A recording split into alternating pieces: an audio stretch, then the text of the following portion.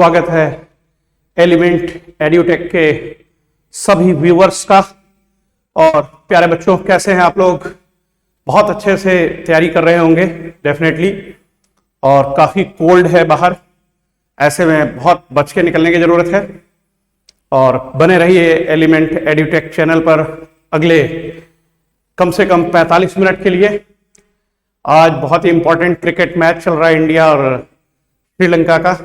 Definitely कुछ बच्चे match में भी इंटरेस्टेड होते हैं तो देख रहे होंगे। तो फिलहाल उससे भी ज़्यादा कुछ अगर इम्पोर्टेंट है तो वो आपके एग्जाम्स होते हैं और डेफिनेटली उसका रिजल्ट तो आ ही जाएगा मैच का, लेकिन आपका जो रिजल्ट है वो डिपेंड करेगा आपकी प्रिपरेशन पर, कैसी प्रिपरेशन होती है आपकी। तो आइए स्टूडेंट्स, आज का जो ये लेक्चर है इसे स्टार्ट करते हैं।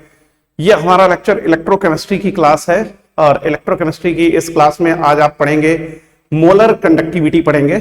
इससे पहले आपने कंडक्टेंस, कंडक्टिविटी, सेल कांस्टेंट ये वाला टॉपिक पढ़ा था और बहुत अच्छे से आई होप सो सब बच्चों को समझ में भी आया होगा। तो अभी हम जो ये क्लास स्टार्ट कर रहे हैं इसमें आप आज पढ़ेंगे मोलर कंडक्टिविटी और इसका वेरिएशन कैसे होता है विद द कंसंट्रेशन। ठीक है, मतलब कौन कौन से फैक्टर हैं जो मोलर कंडक्टिविटी को अफेक्ट करते हैं। एक बात ध्यान से समझिएगा, अगले आने वाले 45 मिनट की लगभग जो क्लास चलने वाली है, इस क्लास में आज आप डेफिनेटली एक क्वेश्चन जो इलेक्ट्रोकेमिस्ट्री में आ रहा है, न्यूमेरिकल जो क्वेश्चन आता है या थ्योरी का क्वेश्चन, वो आज आप सीख जाएंगे। और ये श्योर है, श्योर शॉट है, ये मैं आज बोल रहा हूं कि ये जो आज आप क्लास पढ़ने आ रहे हो, इस क्लास का ये टॉपिक बोर्ड के एग्जाम में आ रहा है। क्लास 12 सीबीएसई बोर्ड के एग्जाम में ये क्वेश्चन 100% आ रहा है जो आज आपको यहां पर पढ़ाया जाएगा।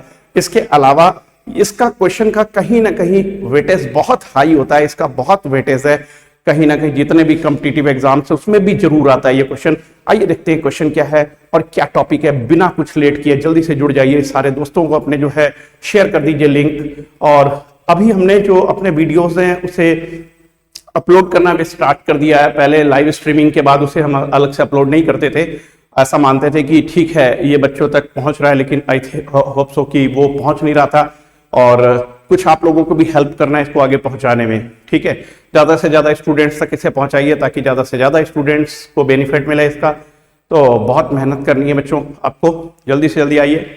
जितने भी बच्चे आ गए हैं, ठीक है, सबको गुड इवनिंग और जय हिंद बच्चों, बहुत अच्छे से जुड़ जाइए। चलिए स्टार्ट करते हैं बच्चों आज की ये जो हमारी क्लास है। इस क्लास में आप पढ़ने जा रहे हैं मोलर कंडक्टिविटी। बच्चों जो मोलर कंडक्टिविटी है, डेफिनेटली मोलर कंडक्टिविटी में जो टर्म में मोलर शब्द आया है, सबसे पहला जो, ठीक है, यहाँ पे पहला पार्ट देख रहे हैं इसका मोलर एंड देन कंडक्टिविटी। तो मोलर का मतलब यहाँ पे है, ठीक है, जो कंडक्टिविटी है वो एक मोल ऑफ इलेक्ट्रोलाइट की वजह से। तो इसकी जब डेफिनेशन हम देखते हैं तो हम लिखते हैं कि the conductance shown by one mole of electrolyte when furnishes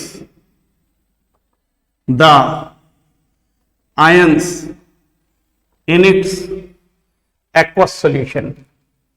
जब कभी एक मोल इलेक्ट्रोलाइट, जब कोई एक मोल इलेक्ट्रोलाइट अपने आयंस में टूट जाए, उन आयंस की वजह से जो कंडक्टेंस शो करेगा वो कंडक्टेंस जो है मोलर कंडक्टिविटी भी कहलाती है। उसी को हम मोलर कंडक्टेंस भी कहते हैं। ये बहुत इंपॉर्टेंट है आज ये बात समझना कि अगर ये मोलर टर्म लग गया तो ये दोनों बराबर क्यों हो गए, जबकि इससे पिछली क्लास में आपने पढ़ा था कंडक्टेंस और कंडक्टिविटी दोनों टर्म अलग अलग हैं। तो फिर आखिर यहां पर दोनों चीजें एक जैसे क्यों यूज हो रही है, मोलर कंडक्टिविटी और मोलर कंडक्टेंस सेम सेंस में क्यों आ रहा है, ये बात बहुत समझना जरूरी है। यहां पे आपके सामने लिखा हुआ द कंडक्टेंस शोन बाई, ध्यान स्टूडेंट समझिएगा, the conductance shown by one mole of electrolyte when furnishes the ions in its aqueous solution. ठीक है, तो यहां पर ये समझना है the conductance shown by number of ions furnished by one mole of an electrolyte. Clear है? अब यहां पर ऐसा समझना है कि मान लेते हैं कि यहां पर NaCl है या CaCl2 है, ठीक है, या फिर सिल्वर नाइट्रेट है, कोई भी इलेक्ट्रोलाइट है, इसका 1 मोल, इसके 1 मोल से 1 मोल सोडियम आयन बनेंगे और 1 मोल क्लोराइड आयन बनेंगे। इसके 1 मोल से 1 मोल तो बेटा कैल्शियम आयन बनेंगे और 2 मोल क्लोराइड आयन्स बनेंगे, साफ साफ दिख रहा है। और 1 मोल सिल्वर नाइट्रेट से 1 मोल सिल्वर आयन बन जाएंगे और 1 ही मोल हमारे नाइट्रेट आयन्स बनेंगे। ठीक है, क्लियर है। तो ये बात आपको समझ में आ रही होगी कि 1 मोल इलेक्ट्रोलाइट से कितने आयन्स बनने हैं। ये जो नंबर ऑफ आयन्स बन रहे हैं, यही आयन्स जो है प्रोवाइड करेंगे उसे कंडक्टेंस। कंडक्टेंस आप जानते हो रेसिप्रोकल ऑफ रेसिस्टेंस होता था, तो यहां पर फिर मोलर कंडक्टेंस से मीनिंग क्या है, आइए बहुत अच्छे से इसको समझते हैं। देखते हैं बच्चों किस तरीके से इसको डिनोट किस सिंबल से करते हैं और कैसे ये डिपेंड करता है वेरियस फैक्टर्स पर। तो ये लिख लेंगे, it is shown by symbol, इसको शोन करते हैं by symbol, it is shown by symbol lambda M, ये कैपिटल लैम्डा है। जैसे जैसे आप देखते हैं इंग्लिश अल्फाबेट्स में आप देखते हैं कि कैपिटल और स्मॉल लेटर्स देखते हैं, उसी तरीके से यहाँ पर ग्रीक में भी जो है कैपिटल और स्मॉल रहता है। तो कैपिटल लैम्डा है ये, जिसमें कि एक सबस्क्रिप्ट स्मॉल एम लगा है। स्मॉल एम शो कर रहा है 1 मोल ऑफ इलेक्ट्रोलाइट के लिए ये सिंबल यूज हुआ है, जबकि यहाँ पर जो लैम्डा सिंबल लगा हुआ है ये कंडक्टिविटी को शो कर रहा है, या यूं कहें कि मोलर कंडक्टेंस को शो कर रहा है। और यहां पर हम जो है सिंबल यहां पर स्मॉल सी लगाते हैं। ठीक है, इसका मतलब है कि पर्टिकुलर एक कंसंट्रेशन के लिए अगर हम निकालना चाहें तो लैम्डा एम क्या होगा, वो पर्टिकुलर उस कंसंट्रेशन के लिए हो जाएगा molar conductance at particular given concentration. क्यों? क्योंकि आप जान रहे हैं कि 1 मोल तो जरूर है क्वांटिटी, लेकिन वॉल्यूम जो है वो 1 लीटर होगा, या 1 लीटर से ज्यादा हो सकता है, 1 लीटर से कम हो सकता है। तो इसलिए यहाँ पे जो कंसंट्रेशन है डेफिनेटली वो कहीं ना कहीं डिपेंड करता है वॉल्यूम के ऊपर, क्योंकि आपने एक चीज तो फिक्स कर दी और वो है इलेक्ट्रोलाइट 1 मोल होना चाहिए। ठीक है, क्लियर है। थोड़ा सा फील करेंगे, महसूस करेंगे थोड़ा सा। ठीक है, यहां समझेंगे बच्चे कि एक यहां पर फिर से समझ लेंगे, एक वेसल है। ठीक है, कोई एक वेसल है बच्चों, इस वेसल के अंदर 2 इलेक्ट्रोड है, 2 इलेक्ट्रोड मान लेते हैं, एक यहां पर इलेक्ट्रोड लेते हैं, दूसरा ये इलेक्ट्रोड लेते हैं। इन दोनों इलेक्ट्रोड के बीच में जहां पर इलेक्ट्रोलाइट जो भरा गया है वो कितना है इलेक्ट्रोलाइट? आंसर है कि वो इलेक्ट्रोलाइट 1 मोल है, लेकिन उसका वॉल्यूम 1 मोल के अकॉर्डिंगली, ठीक है, कुछ भी हो सकता है, ये डिपेंड करता है कि हमारे इस सेल की कैपेसिटी कितनी है या हम इसमें कितना भरना चाहते हैं, ये हमारे हाथ में है। ठीक है, क्लियर है। यहां से मान लेते हैं कि इधर से करंट एंट्री करता है, यहां से करंट बाहर निकलता है, इसको हम बोलेंगे एंट्री कर रहा है एनोड, जहां से बाहर निकलता है उसे बोलते हैं कैथोड। क्लियर है बच्चा? ये एक इलेक्ट्रोलाइट है, ये एक इलेक्ट्रोलाइट है। ठीक है, यहां पर समझना जरूरी यह है कि जब 1 मोल इलेक्ट्रोलाइट डालेंगे इसमें, मतलब 1 मोल इस सॉल्यूशन के अंदर 1 मोल इलेक्ट्रोलाइट मौजूद है, तो फिर जितनी भी ये कंडक्टेंस शो करेगा that will be known as what? That will be known as molar conductivity या मोलर कंडक्टेंस। दोनों टर्म एक जैसा क्यों यूज कर रहे हैं, आइए उसकी बात करते हैं, ध्यान समझिएगा। इसको समझने के लिए बहुत ही इंपॉर्टेंट बात है कि इसको समझने के लिए आपको एक क्लास 10th का एक छोटा सा फिजिक्स का जो, ठीक है, एक पार्ट था वो समझना होगा, याद आ रहा होगा आपको। ठीक, आप रेसिस्टेंस, ठीक है, अगर आप देखें रेसिस्टेंस, तो रेसिस्टेंस को सिंबल R से शो करते हैं, ध्यान से समझिएगा, और रेसिस्टिविटी को सिंबल रो से शो करते हैं। रेसिस्टेंस R सिंबल से शो करते हैं, रेसिस्टिविटी को सिंबल रो से शो करते हैं, ध्यान से समझिएगा। अगर मैं यहां पर यह कहूं कि R जो है, ठीक, उसका लेंथ के और ठीक क्रॉस सेक्शन एरिया के साथ में रिलेशन कैसा रहता है, तो आप जानते हैं कि R जो है वो किस तरीके से चलता है, समझ में आ रहा होगा। R is equal to rho L by A, ये आप बहुत अच्छे से जानते हो। अब इस पर्टिकुलर रिलेशन में अगर मैं यहां पर L की जगह पे 1 सेंटीमीटर ले लूं और A की जगह पर 1 सेंटीमीटर का स्क्वायर ले लूं, तो मतलब यूं समझ लीजिए कि ये न्यूमेरिकल वैल्यू और ये न्यूमेरिकल वैल्यू दोनों अगर जैसे x सेंटीमीटर है और a equal to x centimetre का स्क्वायर अगर मान लेता हूं, न्यूमेरिकली ये दोनों वैल्यू अगर बराबर है L की और A की, तो डेफिनेटली आप समझ रहे होंगे कि जो L बाई A है वो 1 आ जाएगा। ऐसे सिचुएशन में आप बोलते हैं R इक्वल टू रो बोलते हैं, ठीक है, डेफिनेटली। और इस समय आप जब R की वैल्यू रो के बराबर हो जाती है तो आप रो को क्या बोलते हो? आप रो को बोलते हो स्पेसिफिक, ध्यान दीजिएगा, तब आप स्पेसिफिक रेसिस्टेंस बोलते हो इसको। Rho is known as specific resistance, बहुत ध्यान से देना, ध्यान से समझना, स्पेसिफिक, ध्यान देना, स्पेसिफिक रेसिस्टेंस बोलते हो बेटा।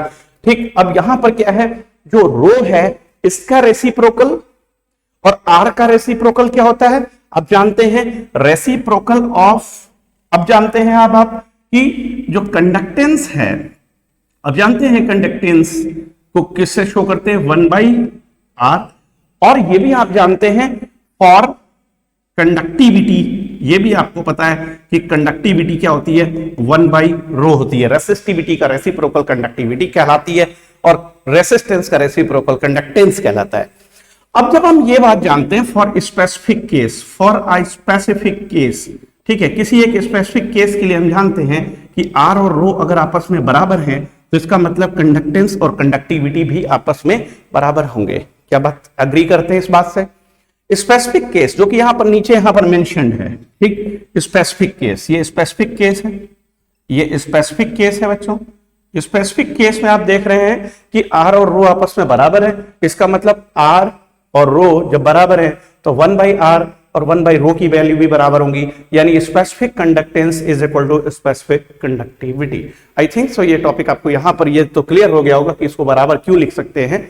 अब जो हमारी बात बचती है यहां पर केवल ये बचती है कि जो यहां पर मोलर कंडक्टिविटी या मोलर कंडक्टेंस का जो फॉर्मूला होता है, जो रिलेशन होता है, वो किस तरीके से चलता है कंडक्टिविटी के साथ में और कंसंट्रेशन के साथ में। आई होप सो ये बच्चों को बहुत अच्छे से ये वाला रिलेशन समझ में आ गया होगा कि कैसे हम कह सकते हैं मोलर कंडक्टिविटी या मोलर कंडक्टेंस, यहां तक तो समझ में आया होगा।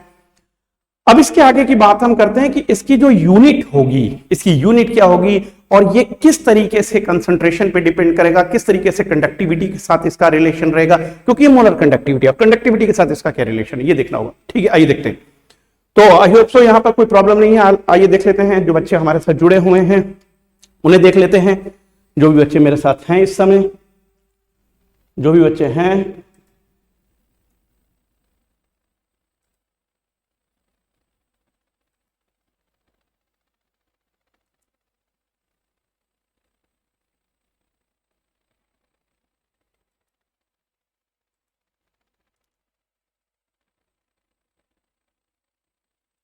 आठ लोग इस समय इस क्लास में हमारे साथ हैं। सभी बच्चों को गुड इवनिंग। यस, जितने भी बच्चे हैं, चलिए बच्चों, तो इसमें आपको अपनी जो भी प्रॉब्लम होगी तुरंत बताते रहना। आई होप सो बहुत अच्छे से सभी बच्चों को समझ में आ रहा है। तो यहां पर जो मैंने अभी तक आपको टॉपिक बताया है उसके अकॉर्डिंगली ये तो बात क्लियर होगी कि हम कैसे मोलर कंडक्टिविटी और मोलर कंडक्टेंस को बराबर लिख सकते हैं दूसरे के। क्लियर है, इसमें कोई डाउट नहीं है। आइए बात करते हैं आगे कैसे ये मोलर कंडक्टिविटी या मोलर कंडक्टेंस डिपेंड करती है वेरियस फैक्टर्स पर और किस तरीके से इसका हम फॉर्मूला निकालते हैं। आइए बहुत ही मैजिकल वे में देखेंगे, बहुत ही आसानी से आप फॉर्मूले को निकाल पाएंगे। डेफिनेटली एक फिगर हम बना रहने देते हैं ताकि उससे आपकी अंडरस्टैंडिंग जरूर बनी रहेगी, ताकि आप फील कर पाइएगा। हमेशा जब तक फील नहीं करेंगे तब तक वो आपको प्रॉब्लम बना रहेगा। देखते हैं। तो स्टूडेंट्स ध्यान देना है, यहां पे जो ये मोलर कंडक्टेंस या मोलर कंडक्टिविटी है, ये मोलर कंडक्टिविटी या मोलर कंडक्टेंस किन फैक्टर्स पे डिपेंड करती है। सबसे पहले ये देखेंगे factors affecting the molar conductivity. ध्यान देंगे factors affecting the molar conductivity, ठीक है, द मोलर कंडक्टिविटी। तो जो मोलर कंडक्टिविटी होती है इसको फैक्टर कौन कौन से अफेक्ट करते हैं। तो पहला फैक्टर है नेचर ऑफ द इलेक्ट्रोलाइट। ध्यान देना बच्चों, सबसे पहला फैक्टर है नेचर ऑफ इलेक्ट्रोलाइट, ठीक है, नेचर ऑफ इलेक्ट्रोलाइट है। दूसरे फैक्टर की बात करें तो नेचर ऑफ, यहां पर समझेंगे सॉल्वेंट है। तीसरे फैक्टर की बात करेंगे तो यहां पर टेम्परेचर होता है। इसके अलावा अगर हम बात करें तो नेक्स्ट फैक्टर जो यहां पर होगा वो होगा कंसंट्रेशन ऑफ सॉल्यूशन, यानी कंसंट्रेशन ऑफ इलेक्ट्रोलाइट सॉल्यूशन, ठीक है।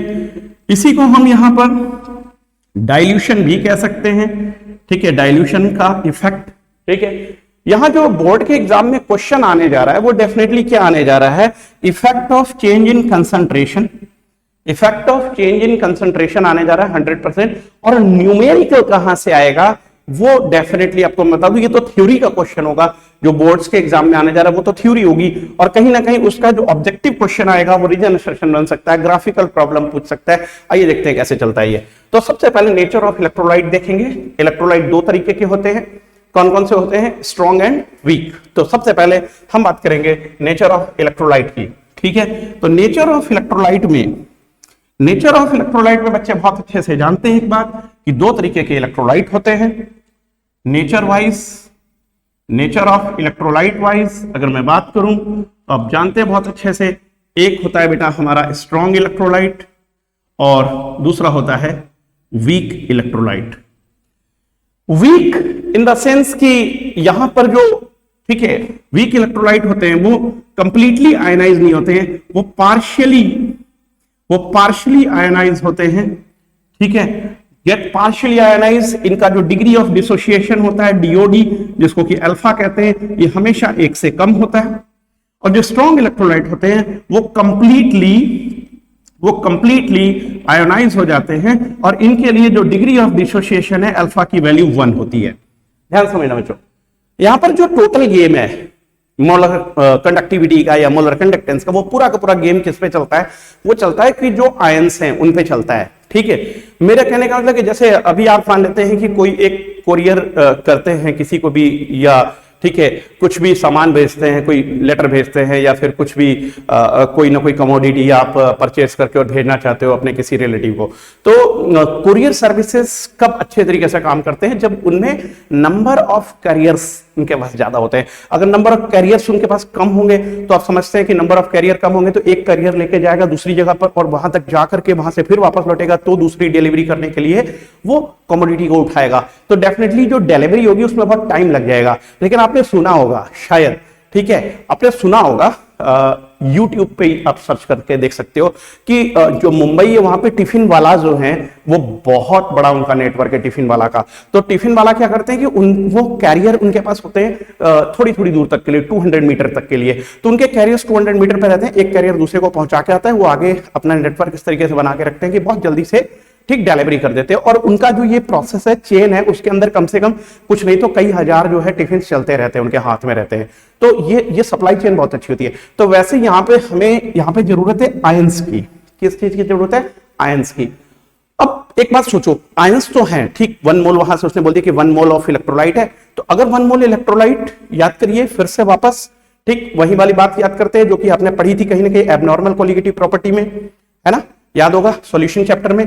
कोई वीक इलेक्ट्रोलाइट है तो पूरी तरीके से डिसोसिएट होगा नहीं, degree of dissociation alpha less than 1 है, तो आयन ज्यादा बनेंगे नहीं। आयन जब ज्यादा बनेंगे नहीं तो डेफिनेटली क्या होगा, वहां पर ज्यादा से ज्यादा जो है चार्ज कैरी करके नहीं ले जा पाएंगे, इसलिए कंडक्टेंस वहां पे क्या हो जाएगी बेटा?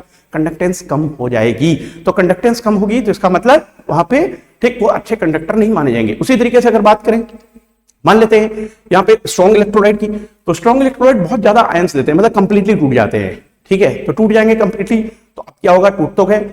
तो अब बात करता है डिपेंड कि ये आयंस टूटने के बाद क्या कर रहे हैं, ठीक। पिछली क्लास में आपको मैंने बताया था, ठीक है, स्टार्टिंग में कि रेसिस्टेंस कैसे होता है इलेक्ट्रोलाइट में, तो आपने देखा था कि वहां पे एक एसिमेट्रिक इफेक्ट था और दूसरा सॉल्वेशन की वजह से इफेक्ट था, जिसको बोलते हैं इलेक्ट्रोफोरेटिक इफेक्ट। तो डेबी हकल ऑन सैगर ने इसके लिए एक इक्वेशन भी दिया है, उसको भी हम डिस्कस करेंगे, जिस पर कि आपको मेनली इक्वेशन लिखना ही लिखना है। डेबी हकल ऑन सैगर इक्वेशन वही बहुत इंपॉर्टेंट है, ठीक है। तो फिलहाल स्ट्रॉन्ग इलेक्ट्रोलाइट वीक इलेक्ट्रोलाइट में, ठीक है, किसकी मोलर कंडक्टिविटी ज्यादा होगी? स्ट्रॉन्ग इलेक्ट्रोलाइट की ज्यादा होगी। ये बात ध्यान रखना, स्ट्रॉन्ग इलेक्ट्रोलाइट की मोलर कंडक्टिविटी ज्यादा आएगी क्योंकि उसका 1 मोल कंप्लीटली डिसोसिएट हो गया और उसका वीक इलेक्ट्रोलाइट का 1 मोल लेस डिसोसिएटेड हुआ।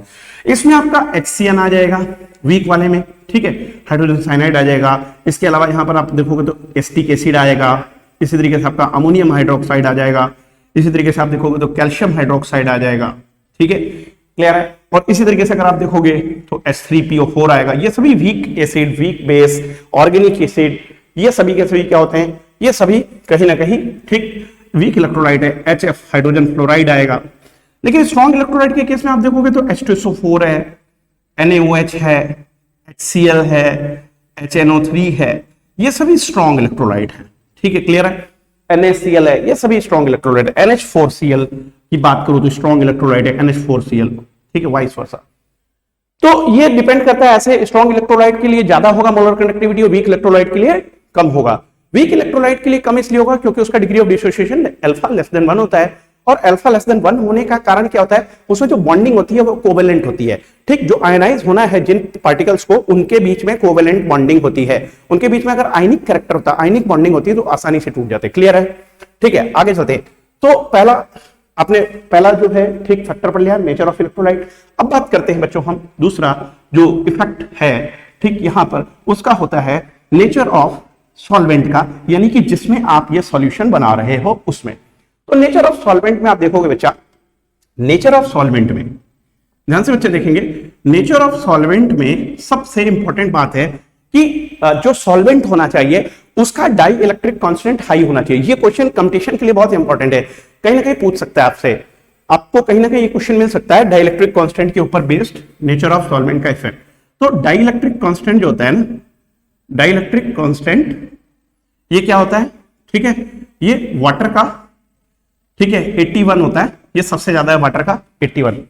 और इसके बाद नंबर आता है मेथिल अल्कोहल का, इसके बाद नंबर आता है मेथिल अल्कोहल का, मेथेनॉल का, और उसके बाद नंबर आता है एथिल अल्कोहल का, और उसके बाद नंबर किसका आता है, एसीटोन का। ध्यान रखना बच्चों, तो ये कहीं ना कहीं डाइलेक्ट्रिक कांस्टेंट का डिक्रीजिंग ऑर्डर है।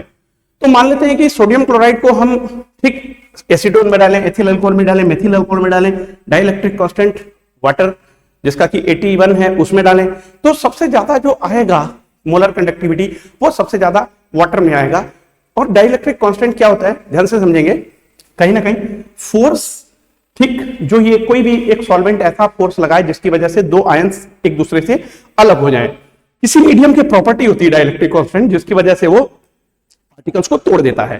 ठीक, इसको हम ऐसे देखते हैं, मान लेते हैं कि यहाँ पे दो पार्टिकल हैं, मान लेते हैं दो पार्टिकल है एबी को एक सॉल्ट है, और इसको हमने किसी एक सॉल्वेंट में जैसे मान लेते हैं कि वाटर में इसको डाल दिया, तो वाटर क्या करेगा, इस पे एक फोर्स लगाएगा, वाटर क्या करेगा, इस पे एक फोर्स लगाएगा, इन दोनों को एक दूसरे से दूर ले जाने के लिए एक फोर्स लगाएगा। वो जो फोर्स होगा वाटर का लगने वाला फोर्स, वो डिपेंड किस पे करेगा, K multiply Q1 Q2 by R square. ये कूलॉम्स लॉ आप जानते हैं।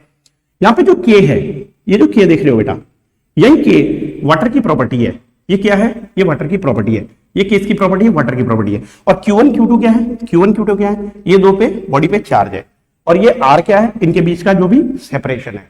क्लियर है? तो दो चार्ज बॉडी जिनके बीच का सेपरेशन R हो, उन पे चार्ज अगर Q1 Q2 होते हैं, तो उन दोनों बॉडीज को अलग करने के लिए जो फोर्स रिक्वायर्ड है that is equal to K multiply Q1 Q2 by R square. और जो K है वो मीडियम की प्रॉपर्टी है, और K क्या है, डाइलेक्ट्रिक कांस्टेंट।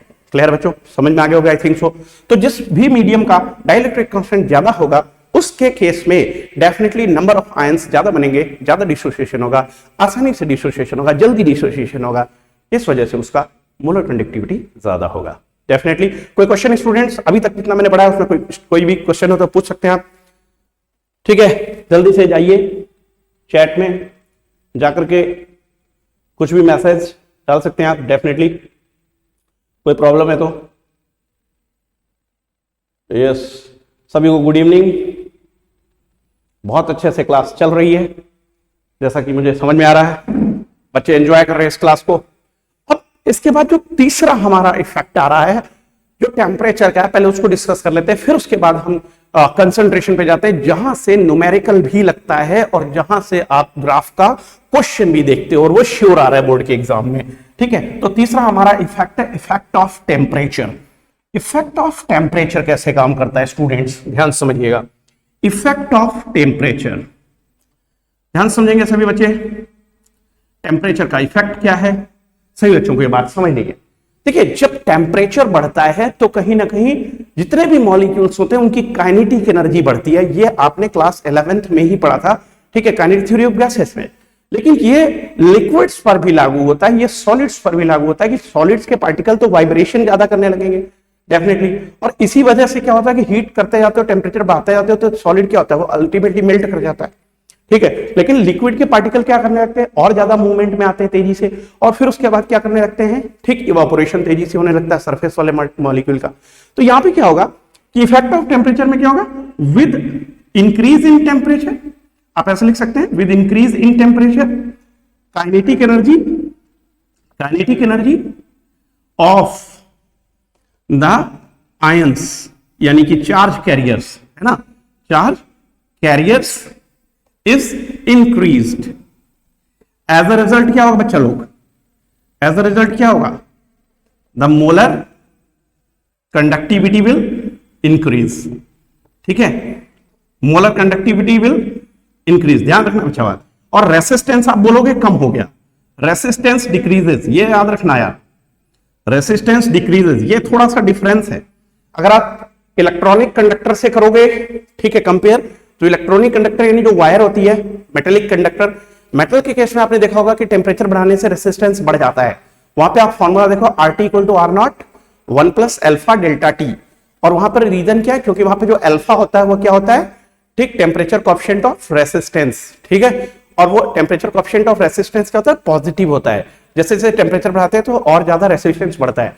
लेकिन इस केस में क्या हो रहा है, रेसिस्टेंस कम हो रहा है। तो यहां पे टेम्परेचर बढ़ाने से रेसिस्टेंस कम होने का रीजन क्या है, ध्यान से सुनिएगा बात को। टेम्परेचर बढ़ाने से रेसिस्टेंस कम होने का कारण क्या है, तो आयनिक मोबिलिटीज बढ़ती हैं। ध्यान से सुनिएगा स्टूडेंट्स, जो शब्द मैंने बोला अभी, आयनिक मोबिलिटीज, ठीक है, ध्यान से समझिएगा, आयनिक मोबिलिटीज इंक्रीज, आयनिक मोबिलिटीज गेट इंक्रीज। आयनिक मोबिलिटी क्या चीज होती है, ये बहुत ही इंपॉर्टेंट बात है students. What do you mean by ionic mobility? Ionic mobility एक टर्म है, इसको कैसे निकाला जाता है ध्यान से समझिएगा।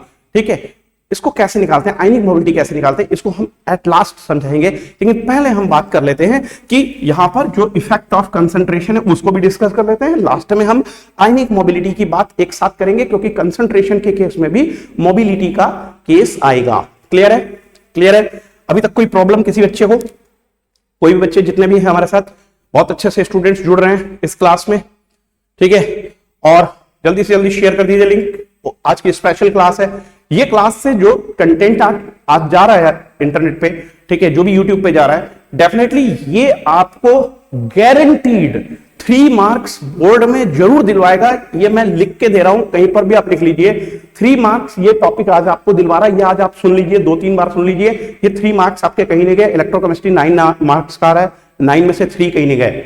और जेईई मेंस नीट में एक क्वेश्चन श्योर है इसका, आप करके आओगे। ठीक है, आइए देखें इफेक्ट ऑफ टेम्परेचर के बाद में जो कंसंट्रेशन का इफेक्ट है उसकी बात करते हैं। कंसंट्रेशन, स्टूडेंट्स क्या बोला मैंने, कंसंट्रेशन।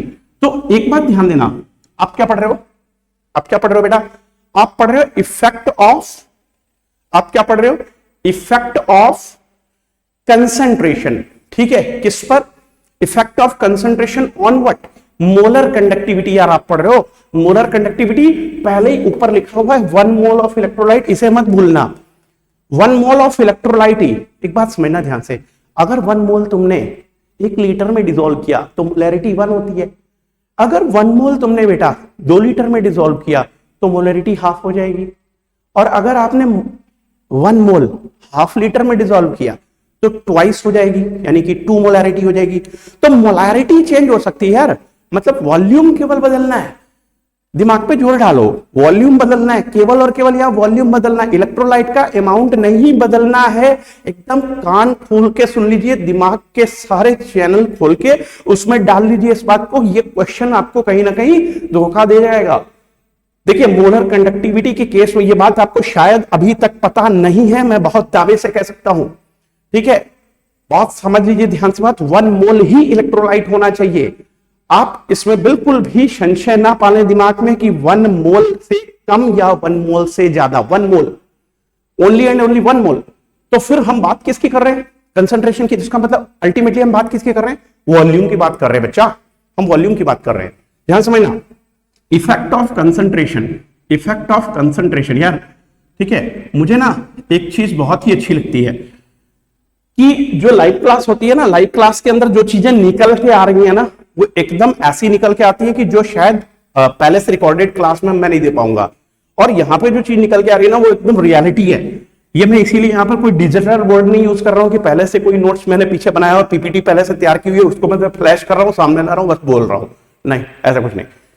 ऐसा इसीलिए ताकि यहां पर आप इंटरेक्ट करते हुए देखोगे। थोड़ी सी क्लास इस वजह से लंबी हो जाती है, मुझे लिखना पड़ता है, इरेज करना पड़ता है, लेकिन उसका भी कुछ मायने है यार, उसका कुछ और मतलब है। ध्यान समझो, इफेक्ट ऑफ कंसंट्रेशन। कंसंट्रेशन आप जानते हो, यहां पे मोलैरिटी क्या होता है बच्चा, मोलैरिटी आप जानते हो बेटा, number of mole electrolyte, number of mole electrolyte होता है है ना, डन। डिवाइडेड बाय क्या होगा, वॉल्यूम ऑफ सॉल्यूशन किसमें होगा बच्चा, वॉल्यूम ऑफ सॉल्यूशन किसमें होगा, ml में होगा क्या, into 1000।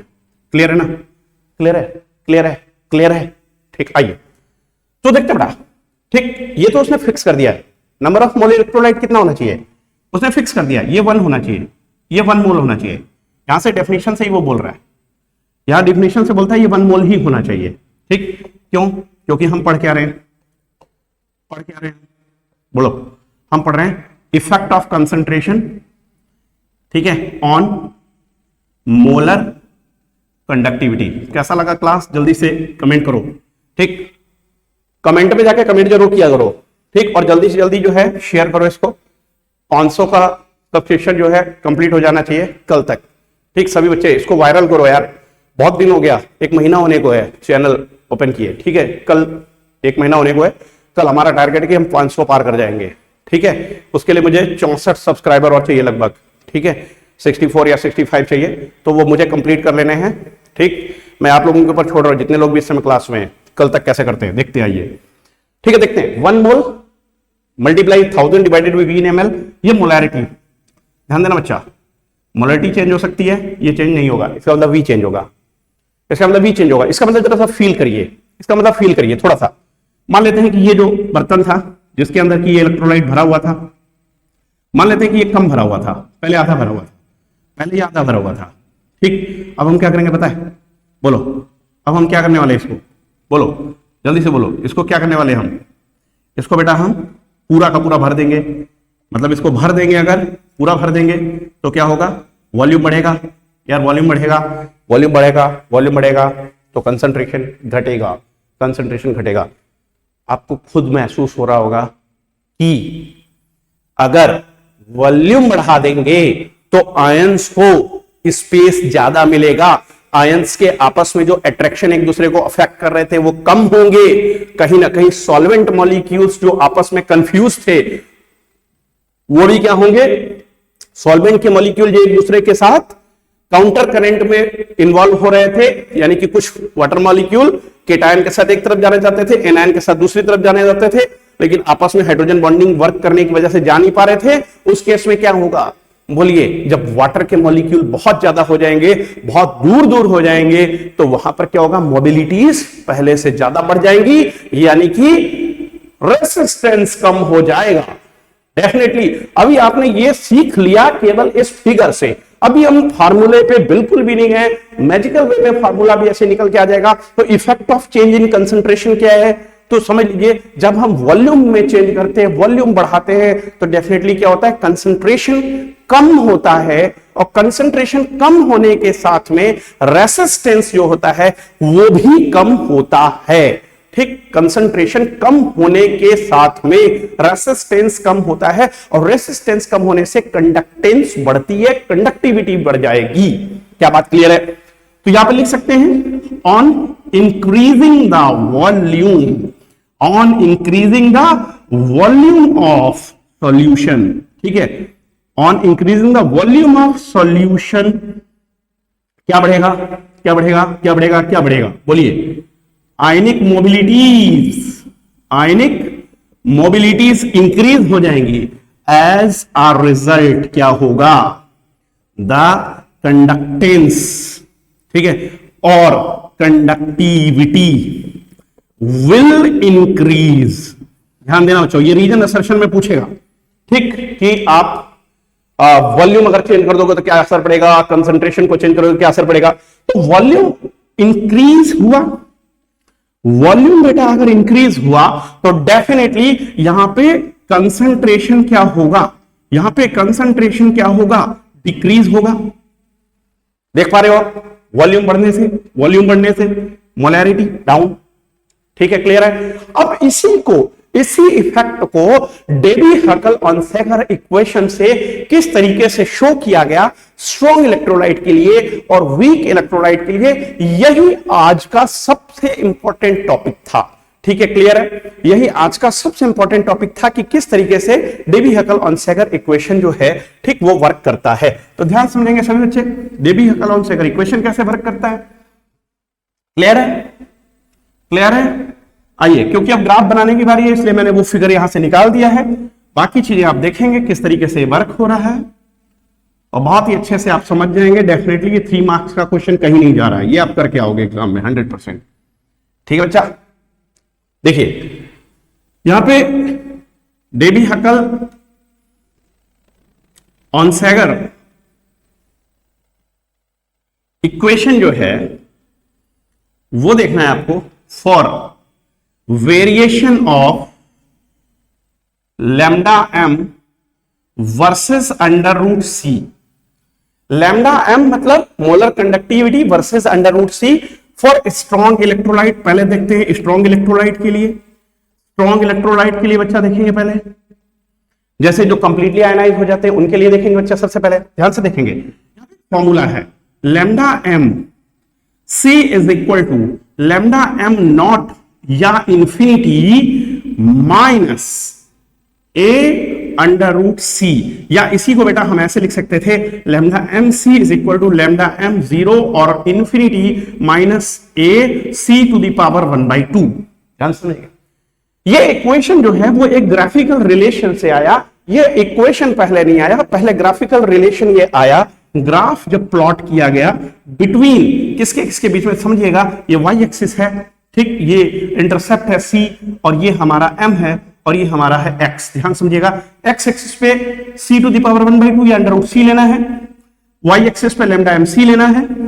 Lambda M C versus under root C में जब ग्राफ खींचेंगे तो ये जो इक्वेशन आ रहा है स्ट्रेट लाइन का है जिसका कि स्लोप नेगेटिव है, यहां पे नेगेटिव स्लोप इंडिकेट कर रहा है, नेगेटिव स्लोप है। ठीक, तो नेगेटिव स्लोप कहां से पता चला? इस नेगेटिव साइन से पता चला, क्योंकि स्ट्रेट लाइन का इक्वेशन जो होता है पॉजिटिव स्लोप के साथ में वो y equal to mx plus C होता है, लेकिन यहां पर माइनस mx प्लस सी है, इसलिए ये जो स्ट्रेट लाइन चलेगी वो कुछ ऐसे चलेगी बच्चों। ये जो स्ट्रेट लाइन चलेगी वो कुछ ऐसे चलेगी। अब देखिए, तो इनिशियली जब कंसंट्रेशन क्या था, जब कंसंट्रेशन अंडर रूट C1 था, तो इस कंसंट्रेशन पर जब क्या कंसंट्रेशन रहा होगा, कंसंट्रेशन जब रहा होगा कैसा, समझिएगा, कम, तो उस समय क्या है, मोलर कंडक्टिविटी ज्यादा थी। लेकिन जैसे जैसे कंसंट्रेशन को हम क्या कर रहे हैं, कंसंट्रेशन को बढ़ा रहे हैं, तो मोलर कंडक्टिविटी क्या हो रही है, डिक्रीज हो रही है अंडर रूट C2 पर। तो मोलर कंडक्टिविटी देख रहे हैं आप, molar conductivity decreases with increase in concentration.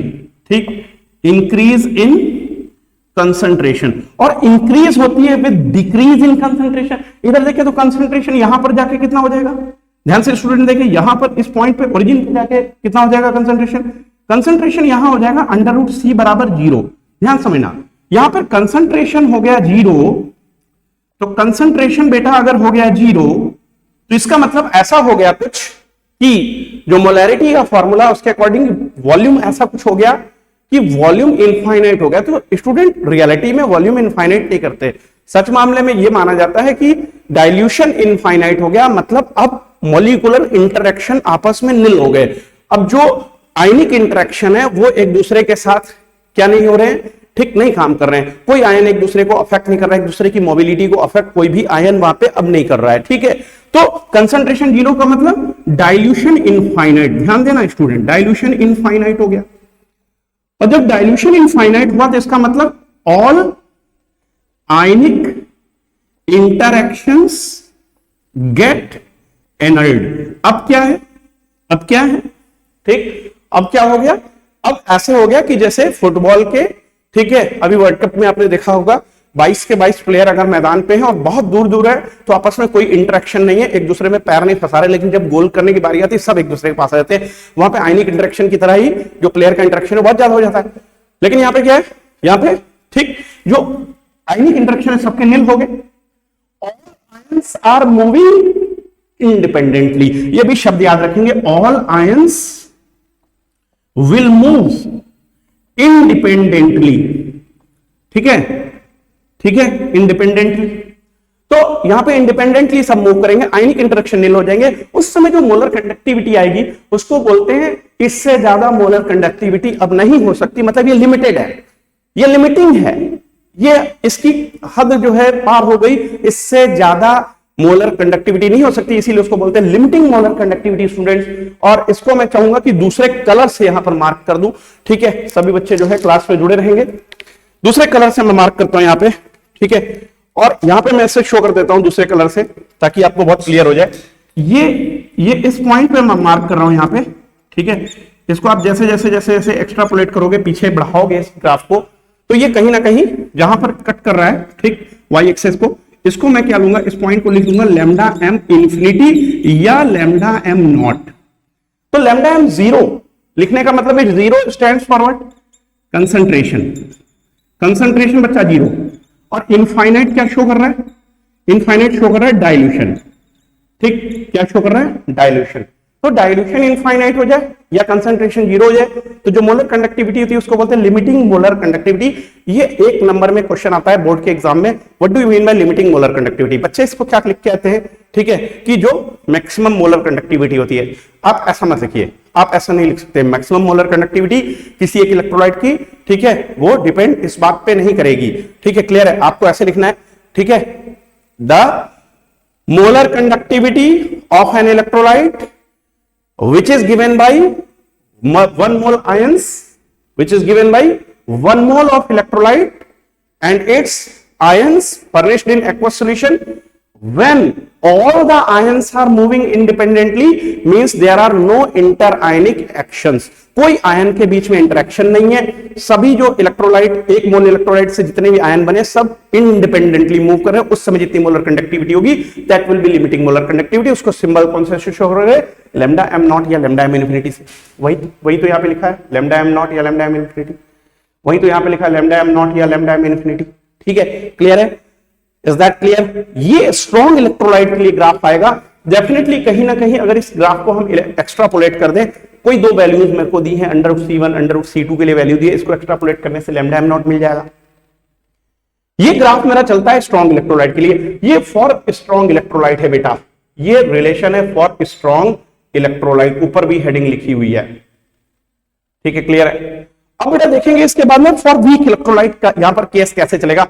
For weak electrolyte पहले आपने शायद इसको नोट कर लिया होगा, अगर ठीक है तो अपलोड कर लें, अगर नहीं किए हैं तो भी नोट कर लें जल्दी से। और मैं भी देखता हूं मेरे साथ जितने बच्चे उसमें किसी का कोई क्वेश्चन, कोई क्वेरी है अगर तो जल्दी से, जो भी बच्चे हैं, ठीक है। आशुतोष क्वेश्चन, कोई डाउट, आशुतोष, सही बच्चे, गुड इवनिंग सभी बच्चों को, जिसको भी कोई प्रॉब्लम होगी जल्दी से आ जाइए, जल्दी से आ जाइए सभी बच्चे, कहीं भी प्रॉब्लम हो तो, ठीक है। चलिए आगे हम बात करते हैं अभी इसमें, जब हम वीक इलेक्ट्रोलाइट का केस बच्चे लेंगे तो वीक इलेक्ट्रोलाइट के केस में क्या होगा। और यहां पे अगर हम देखें तो जो ए है, ठीक, ए क्या है, इसको बहुत इंपॉर्टेंट है डिस्कस करना कि ए यहां पर क्या होता है, ध्यान समझिएगा। ए यहां पर क्या है, एक कांस्टेंट है, ठीक है, ये डिपेंड करता है टाइप ऑफ इलेक्ट्रोलाइट पे, ठीक है, ये ध्यान रखना है आपको, ये टाइप ऑफ इलेक्ट्रोलाइट पे डिपेंड करता है। जैसे ए बी टाइप के इलेक्ट्रोलाइट में, यानी कि 1:1 टाइप के इलेक्ट्रोलाइट के लिए, ठीक, AB2 में 1:2, AB3 में 1:3, इस तरीके से जिन इलेक्ट्रोलाइट का फॉर्मूला सेम होगा उनके लिए कैपिटल ए की वैल्यू भी सेम होगी, ये ध्यान रखना है आपको, क्लियर है, बात समझ में आ गई बच्चों, ठीक है, वेरी गुड। अभी क्या करते हैं, अब हम वीक इलेक्ट्रोलाइट के लिए यही रिलेशन देखते हैं कैसे चलता है, क्लियर है, बात समझ रहे हैं। ये जो डेबी हर्कल ऑनसेकर इक्वेशन आया है, ये इक्वेशन कौन दो इफेक्ट हैं जिनको लेकर के आया है, आंसर है एक तो एसिमेट्रिक इफेक्ट था, दूसरा आंसर है कि ये इलेक्ट्रोफोरेटिक इफेक्ट से आया था। कौन से दो इफेक्ट हैं, एसिमेट्रिक इफेक्ट और दूसरा इलेक्ट्रोफोरेटिक इफेक्ट से आया था, इज दैट क्लियर। चलिए वेरी गुड। तो अब वीक इलेक्ट्रोलाइट के लिए ग्राफ देखेंगे, यही रिलेशन देखेंगे फॉर वीक इलेक्ट्रोलाइट कैसा चलता है, ठीक है। फिर उसके बाद हम इसके फॉर्मूले को डेराइव कर लेंगे, इसका रिलेशन कैसे रहता है, कैसे कंसंट्रेशन चेंज होने से मोलर कंडक्टिविटी चेंज होती है, कंसंट्रेशन के साथ में उसका एक मैथमेटिकल एक्सप्रेशन ले लेंगे, ठीक है, विद कंडक्टिविटी के साथ रिलेशन लेते हुए, ठीक है बच्चा। तो अब देखेंगे यहाँ पे डेबी हर्कल ऑनसेकर इक्वेशन तो देखा था आपने, लेकिन अब देखेंगे हम, ठीक, variation of lambda M C versus √C for weak electrolyte. बच्चे वीक इलेक्ट्रोलाइट के लिए कैसे चलता है ये ग्राफ, आइए देखते हैं। तो वीक इलेक्ट्रोलाइट में √C और लैम्डा MC में जो ग्राफ चलता है वो इस तरीके से चलता है जिसको कि हम कहते हैं asymptote type curve. Asymptote curve है, ठीक, एसिम्प्टोट कर्व जो होता है वो ना तो कहीं y एक्सिस को कट कर रहा है, ना कहीं x एक्सिस को टच कर रहा है। इसका मतलब ये हुआ कि जो वीक इलेक्ट्रोलाइट है उसके केस में स्टार्टिंग में जो ये रिलेशन है, कुछ आप इसको ऐसे भी ड्रॉ कर सकते हो, थोड़ा सा इस तरीके का भी ड्रॉ कर सकते हो। शुरुआत में ये रिलेशन जरूर चलता है कि शुरुआत में बिल्कुल स्ट्रॉन्ग इलेक्ट्रोलाइट के जैसे चलता है, यानी शुरुआत में जैसे जैसे आप यहां पे कम करते जाओगे इस तरफ आने पे क्या हो रहा है, डाइल्यूशन इंक्रीज हो रहा है। डाइल्यूशन इंक्रीज हो रहा है ना, कंसंट्रेशन घटने का मतलब डाइल्यूशन बढ़ रहा है। तो शुरुआत में क्या होता है कि बड़ी तेजी के साथ में आप देख रहे हैं कि मोलर कंडक्टिविटी, ठीक है, स्ट्रॉन्ग इलेक्ट्रोलाइट की तरह बढ़ती है, लेकिन उसके बाद में देखें तो और भी तेजी से, मतलब शुरुआत में लीनियर रिलेशन में, उसके बाद तेजी से, लेकिन कभी भी इसको एक्सट्रापोलेट करने पे y एक्सिस को टच नहीं करता। इसका मतलब इस मेथड का यूज करके, इस ग्राफ का यूज करके हम कभी भी वीक इलेक्ट्रोलाइट के लिए लिमिटिंग मोलर कंडक्टिविटी नहीं निकाल सकते। Lambda m not can not be calculated using the graphical method for weak electrolyte students. Clear है? क्लियर है? तो ये जो कर्व है, ठीक है, ठीक है, ये क्या कर्व शो कर रहा है? ये कर्व ये शो करता है, curve shows that with dilution the degree of dissociation of weak electrolyte का डिग्री ऑफ डिसोसिएशन बढ़ जा रहा है बेटा, ठीक है, वीक इलेक्ट्रोलाइट इंक्रीजेस, और ठीक है क्या होगा उसकी वजह से, एज अ रिजल्ट क्या होगा, number of charge carriers increase कर गए, यानी कि फिर यहां पर जो मोलर कंडक्टिविटी है वो बढ़ जाएगी, मोलर कंडक्टिविटी वुड इंक्रीज। बात समझ में आ गया? लेकिन ये कंप्लीटली डिसोसिएट कभी भी नहीं होता है, इसलिए कभी भी ये आप देख पा रहे हो कि कभी भी ये, ठीक है, कोई लिमिटिंग वैल्यू आपको यहां पर इस तरीके से मिल नहीं पा रही है लीनियर रिलेशन की वजह से, क्योंकि लीनियर रिलेशन है ही, एसिम्प्टोटिक रिलेशन है, ठीक है। तो अब बात करते हैं हम कि जो यहां पे इसका रिलेशन है अल्फा के साथ में लैम्डा m का, वो कैसे चलेगा, आइए देख लेते हैं उसको। यानी डिग्री ऑफ डिसोसिएशन अल्फा में, लिमिटिंग मोलर कंडक्टिविटी में, ठीक, और इसके साथ साथ में जो मोलर कंडक्टिविटी किसी दिए गए कंसंट्रेशन C के लिए है उसके बीच में रिलेशन देख लेते हैं। किसी वीक इलेक्ट्रोलाइट के लिए आयनाइजेशन कांस्टेंट देख लेते हैं। डेफिनेटली यही क्वेश्चन आपका एग्जाम में बहुत टफ क्वेश्चन होता है जो मैं डिस्कस अभी करने जा रहा हूं। आप पेन कॉपी ले लीजिए और उससे प्रैक्टिस साथ में जरूर कर लीजिए। इस वाले डेरिवेशन को एक बार जरा ध्यान से देख लीजिएगा, ठीक है, कैसे चल रहा है। फॉर्मूला तो मैं डायरेक्ट लिखवा देता हूं, लेकिन आप फिर भी डेरिवेशन जरूर देख लीजिएगा बच्चों, ध्यान समझिएगा।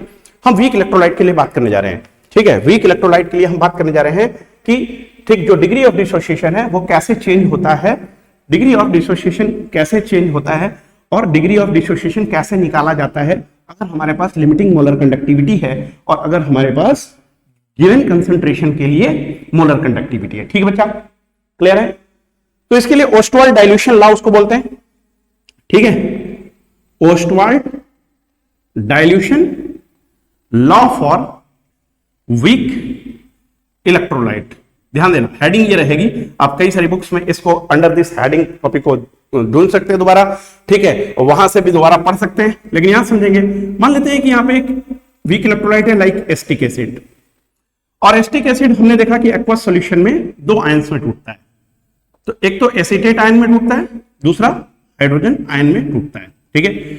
मान लेते हैं कि at time T equal to 0, at time T equal to 0 इसका कंसंट्रेशन C है, इनका 0 है, और इक्विलिब्रियम पे देखें, ठीक है, इफ डिग्री ऑफ डिसोसिएशन, मान लेते हैं कि डिग्री ऑफ डिसोसिएशन इसका कितना है, ठीक, अल्फा है, तो यहां पे कितना डिसोसिएट हो जाएगा, C माइनस सी अल्फा, ये बनेंगे C अल्फा और C अल्फा, डेफिनेटली ये बनेगा बच्चा।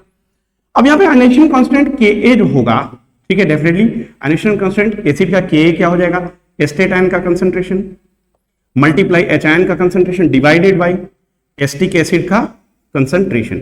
ये अनडिसोसिएटेड लेना है बच्चा, एसिटिक एसिड नीचे, तो ये कांस्टेंट होगा, ये constant K ionisation constant K, ठीक, K मल्टीप्लाई एसिटिक एसिड अगर आप देखेंगे तो फिर से ये क्या आ जाएगा, ठीक है, कहीं ना कहीं एक कांस्टेंट, लेकिन फिर भी इसकी वैल्यू को अगर यहां पर कंसीडर करना चाहते हैं तो वैल्यू को पुट करेंगे तो C alpha multiply C alpha divided by C minus C alpha, ठीक है, क्लियर है। एक सी स्क्वायर अल्फा स्क्वायर लिख लेंगे, ठीक है, या यूं लिख सकते हैं C multiply C divided by alpha square, C को कॉमन लेंगे 1 माइनस अल्फा, सी कैंसल, ये आ जाएगा हमारा C alpha square divided by 1 minus alpha. ध्यान देना बच्चों, कुछ क्वेश्चंस में आपके न्यूमेरिकल की वैल्यू आती नहीं है, क्लियर। उसका कारण यह है कि जब आप के लिए जब वैल्यू पुट करते हो, के निकालने के लिए, तो आप क्या करते हो कि यहाँ पे जो, ठीक है, 1 माइनस अल्फा है, उसमें आप अल्फा नीचे जो है उसमें आप नीचे में क्या कर देते हो, 1 माइनस अल्फा को 1 ले लेते हो। ये भी कब, जब अल्फा बहुत बहुत बहुत छोटा होता है 1 से, ठीक है। तो ये for weak electrolyte, for very weak electrolyte, alpha जब 1 से बहुत कम होता है तो उस कंडीशन में आप क्या लिखते हो बेटा कि ए बराबर सी अल्फा स्क्वायर, यानी वहां पर जो अल्फा है वो क्या आ जाएगा, अल्फा क्या आ जाएगा, अंडर रूट के बाई सी आ जाएगा, और के क्या आ जाएगा, सी अल्फा स्क्वायर।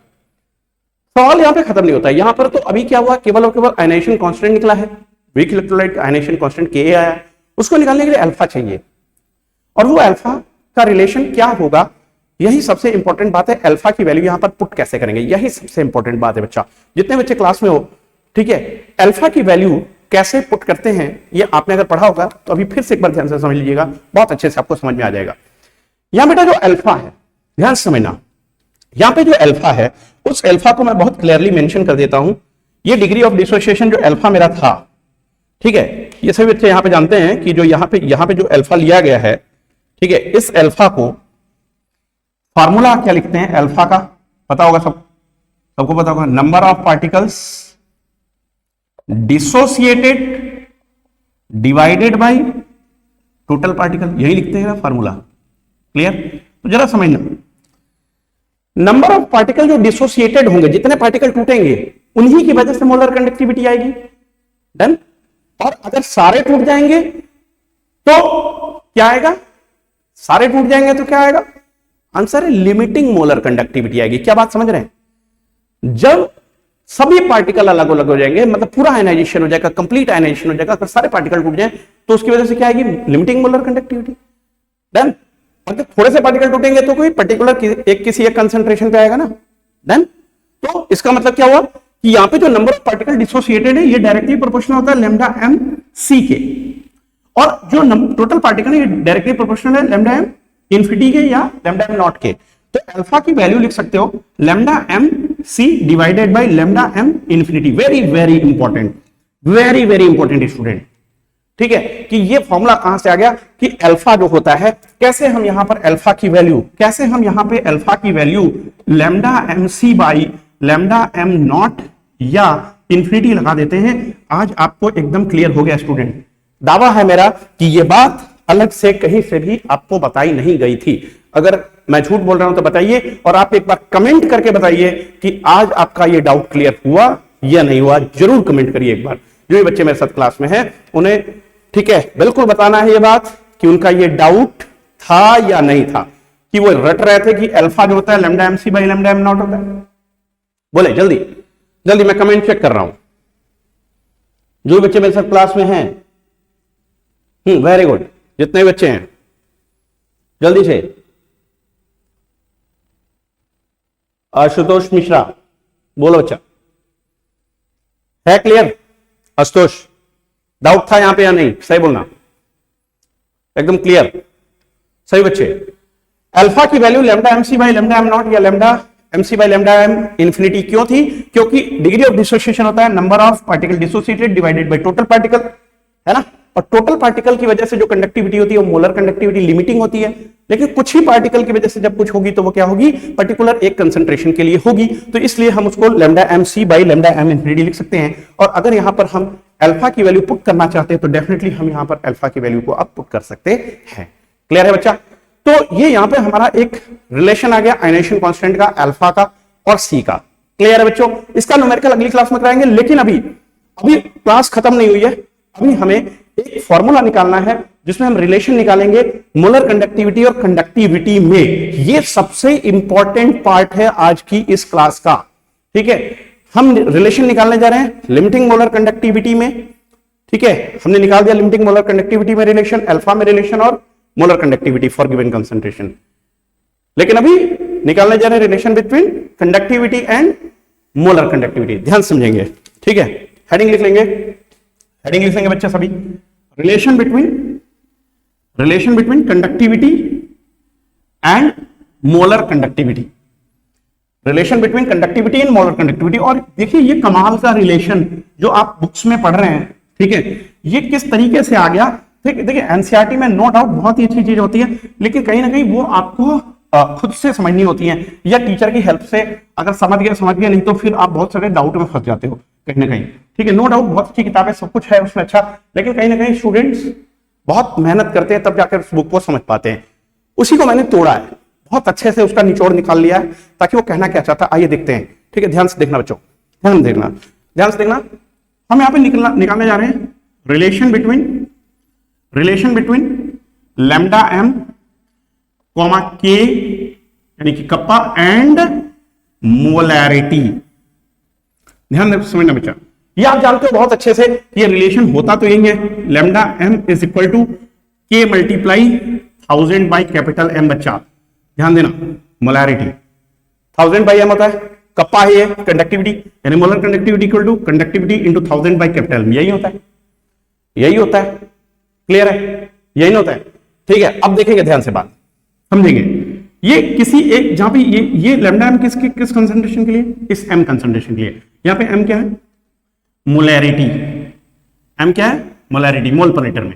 के क्या है, कप्पा यानी कंडक्टिविटी। और लैम्डा एम क्या है, ये बच्चे जान रहे हैं, मोलर कंडक्टिविटी। ध्यान देना बच्चा।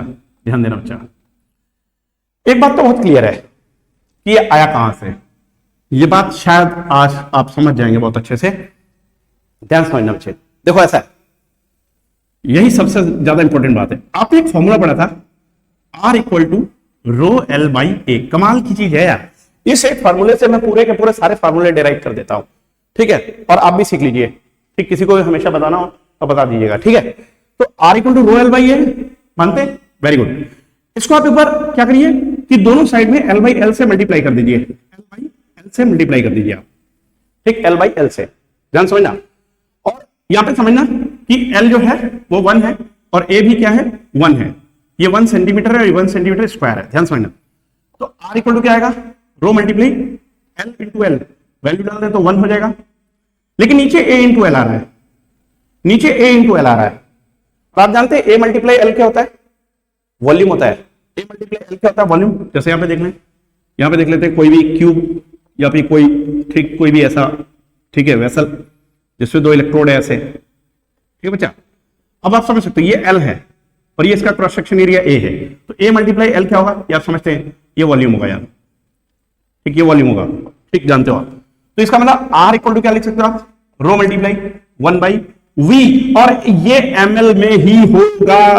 क्यों, क्योंकि A सेंटीमीटर स्क्वायर है, L सेंटीमीटर है, तो सेंटीमीटर स्क्वायर इंटू सेंटीमीटर क्या होगा, सेंटीमीटर क्यूब यानी सीसी यानी कि ml। ठीक, और अब हमें ये बात बहुत पहले से पता है कि मोलर कंडक्टिविटी जब हम निकालने जा रहे होते हैं तो इलेक्ट्रोलाइट कितना होना चाहिए, 1 मोल। इलेक्ट्रोलाइट 1 मोल होना चाहिए, बार बार कह रहा हूं इसीलिए। तो इलेक्ट्रोलाइट अगर मैं 1 मोल लूंगा, ये बहुत क्लियर है कि अगर मैं यहां पर मोलैरिटी जो है उसका फॉर्मूला लिखूं तो 1 मोल लूंगा, done, divided by volume in ml मुझको लेना है और इनटू 1000 लगाना है, यानी कि V इन ml की अगर मैं बात करूं बच्चा तो V इन ml क्या आ जाएगा, 1000 बाई कैपिटल M आ जाएगा। ये V जो है 1000 बाई कैपिटल M आएगा। इसका मतलब क्या हुआ बेटा, बहुत ही क्लियर है। इसका मतलब ये हुआ कि मैं इसे लिख सकता हूं R is equal to rho multiply 1 divided by 1000 by capital M ऊपर चला जाएगा क्या। और अब असली कहानी आती है जो मैं बता रहा था आज की क्लास में पहले कि कंडक्टिविटी और कंडक्टेंस क्यों बराबर है, वाली बात आ गई। इसको रेसिप्रोकल मार दो बच्चा, 1 बाई आर कर दो, 1 बाई रो कर दो, 1000 ऊपर कर दो, M नीचे कर दो। कमाल की बात है, ये डेरिवेशन मेरा दादा है, किसी ने नहीं देखा है। ठीक है, तो 1 बाई आर क्या होता है, यहां पे स्पेसिफिक कंडक्टेंस है, ठीक। और ये किसके बराबर है, बोलो, ये किसके बराबर है, स्पेसिफिक कंडक्टिविटी के बराबर है। इसको मैं क्या बोलूंगा, बोलिए, लैम्डा एम। ठीक, मोलर कंडक्टिविटी डेफिनेशन क्या कहती है, conductance shown by 1 mole electrolyte. Definition कहती है conductance shown by 1 mole electrolyte, तो इसका मतलब मैं इसको लिखूंगा लैम्डा एम और इसको 1 बाय रो को क्या लिखूंगा kappa into 1000 by capital M. मेरा फॉर्मूला डेराइव भी हो गया। ठीक है, डन। कोई डाउट बच्चा? बोलो, अगर किसी को डाउट है तो पूछ सकता है। क्लियर है कि नहीं? इसको वायरल कर दीजिए प्लीज, विनती है आपसे। आप वायरल तो करके देखिए, इसका क्या नजारा आता है यूट्यूब की दुनिया पे। एक बार वायरल करके देखो। ठीक है, आप फेसबुक पे पोस्ट कर दीजिए, आप व्हाट्सएप पे जो है स्टेटस लगा दीजिए, लोगों में वायरल कर दीजिए एक बार इसको। कम से कम लोग ये देखें कि हाँ, केमिस्ट्री को कितने आसानी से पढ़ा जा सकता है। इलेक्ट्रोकेमिस्ट्री को मैं इलेक्ट्रोकेमिस्ट्री आपको इस तरीके की करके दे दूंगा जैसे कि आपको कुल्फी खाने में बहुत आनंद आता है ना, उसमें कोई मेहनत नहीं करनी पड़ती, मुंह में रखी और आपको तुरंत सारा का सारा ठीक मिल गया। बात समझ में आ रहा है? ठीक है, आ रहा है समझ में बच्चों? बहुत ही क्लियर है। ठीक, इलेक्ट्रोकेमिस्ट्री से आसान पूरी मुझे केमिस्ट्री में कुछ भी नहीं लगता है, तो इसलिए बहुत अच्छे से आप समझ सकते हैं और ये कठिन नहीं है, बहुत इजी टॉपिक्स हैं। तो आई थिंक सो ये 60 मिनट्स की क्लास हो गई है, कोई टाइम लिमिट नहीं है, लेकिन मेरा टॉपिक पता नहीं क्यों कंप्लीट हो जाता है 1 आवर में। तो ये आज आपने जो रिलेशन पढ़ा मोलर कंडक्टिविटी में, मोलर कंडक्टेंस में क्या होता है, दोनों सेम चीज होते हैं। ठीक है, इसके साथ में आपने पढ़ा कि कैसे जो है अल्फा की वैल्यू जो है निकालते हैं, कैसे के निकालते हैं, सारी चीजें पढ़ी आपने। अब एक क्वेश्चन यहां पे छोटा सा रह गया है कि अगर वीक इलेक्ट्रोलाइट के लिए हमें लिमिटिंग मोलर कंडक्टिविटी निकालनी हो तो वो कैसे निकालेंगे?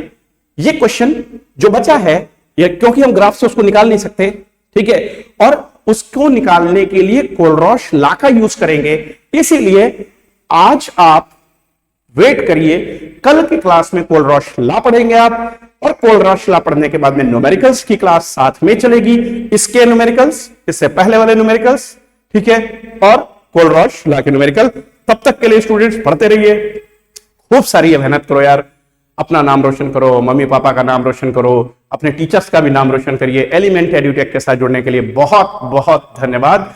आप सब पढ़ते रहिए और बहुत आगे बढ़िए। इसी उम्मीद के साथ कल फिर मिलते हैं, और एलिमेंट एड्यूटेक को जल्दी से जल्दी सब्सक्राइब करके वायरल कर दीजिए अपने दोस्तों को, अपने मित्रों को, ठीक है। जिसको क्लास 10th में जो बच्चा है उसे भी बता दीजिए कि 11th की क्लासेस बहुत जल्द स्टार्ट होने वाली है, और वो हमारी टारगेट की क्लासेस 2024 और 2025 के लिए भी अनाउंस होंगी बहुत जल्दी, जिसमें कोई भी फीस लगनी नहीं है। आप बहुत ही आसानी से बिना किसी फीस के इस क्वालिटी एजुकेशन को पढ़ सकते हैं। बस वायरल कर दीजिए मित्रों।